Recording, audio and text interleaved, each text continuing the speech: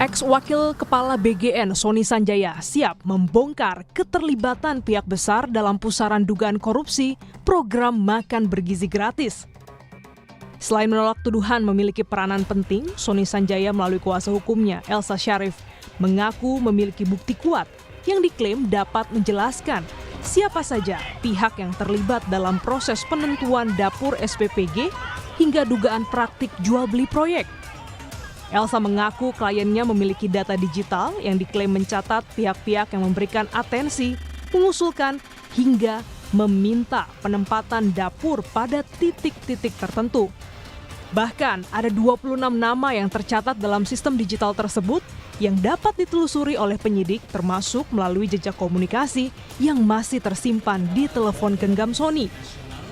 Sudah ada 26 dan lain-lainnya lebih banyak ya. Jadi saya bilang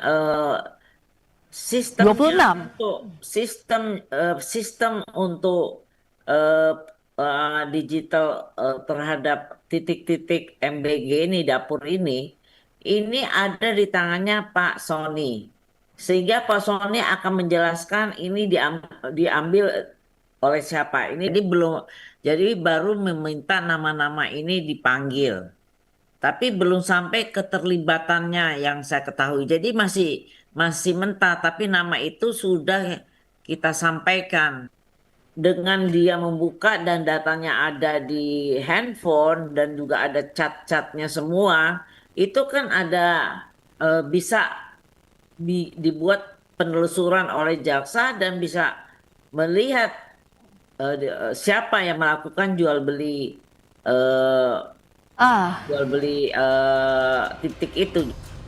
Selain Elsa Syarif, kuasa hukum Sony Sanjaya, Krisnamurti menyebut bahwa permintaan Sony sebagai justice kolaborator, bahkan orang-orang besar ini bukan orang yang bisa menolak permintaannya. Lakukan ini atas atensi. Artinya bahwa kalau kamu jadi saya, kamu juga nggak berani menghadapi orang-orang ini. Itu yang dikatakan oleh klien saya, Bang Sony. Ya saya bilang kalau memang abang punya buktinya dan dapat dibuktikan, ya pasti tentunya penyidik akan senang-senang saja akan melakukan bekerja sama dengan penyidik untuk membongkar kasus ini seterang-terangnya. Ya kan GC saja, siapa saja sih Bang nama-namanya? Waduh, kan ada beberapa nama yang disebutkan semalam itu, ada sekitar 26 atau 27 nama. Itu baru sebagian ya, menurut dia yang disebutkan melibatkan banyak tokoh-tokoh yang ternama di Republik ini. Artinya bahwa kalau disebutkan nama-nama itu pasti tentunya tidak awam lagi nama-nama itu untuk masyarakat atau rakyat begitu dengar nama-nama tersebut. Pengajuan justice kolaborator ini bukan hal yang mengejutkan. Karena sebelum Sony Sanjaya dicopot dari jabatannya sebagai wakil kepala BGN dan berstatus sebagai tersangka, Sony telah membantah terlibat dalam kasus jual beli SPPG, termasuk melakukan korupsi markup pengadaan sejumlah barang di BGN. Sony bahkan tidak masalah jika seluruh hal yang disangkakan kepadanya diusut. Pernyataan ini disampaikan mantan wakil kepala BGN Sony Sanjaya dalam wawancaranya secara eksklusif di Tribun pada 2 Juni 2026 atau sehari sebelum dirinya ditangkap oleh penyidik Kejagung. Bidang operasional dan tadi demi Allah saya tidak pernah menjual titik. Merame itu Dadan dan Sony itu biangnya korupsi di BGN gitu kan. Saya bilang, apa? Korupsi yang mana? Sepeda motor? Adukan ke KPK siapa itu pelaku-pelaku di balik sepeda motor. Nah gitu. Ada nggak? 1000% 1000% saya nggak ada gitu kan. Masalah laptop, masalah apa? Enggak. Ya. Semua proses pengadaan di BGN itu melalui mekanisme pengadaan barang dan jasa. Dan itu dilakukan oleh PPK. Apabila terjadi penyimpangan di dalamnya, itu sudah ranah aparat penegak hukum. Kan seperti itu. Termasuk, jadi BGN tidak menghalangi kemudian apakah tentang kasus laptop, kasus kos kaki, sepeda motor, dan lain-lain. Nggak ada masalah. Klaim ini memunculkan pertanyaan baru. Jika benar terdapat pihak-pihak yang memiliki pengaruh besar dalam penentuan dapur SPPG, siapa sesungguhnya aktor yang berperan di balik layar? Dan sejauh mana keputusan yang diambil Sony adalah hasil inisiatif pribadi atau justru ada keterlibatan perintah dari yang lebih tinggi? Pengakuan adanya nama-nama yang tercatat dalam sistem digital akan jadi ujian bagi aparat penegak hukum.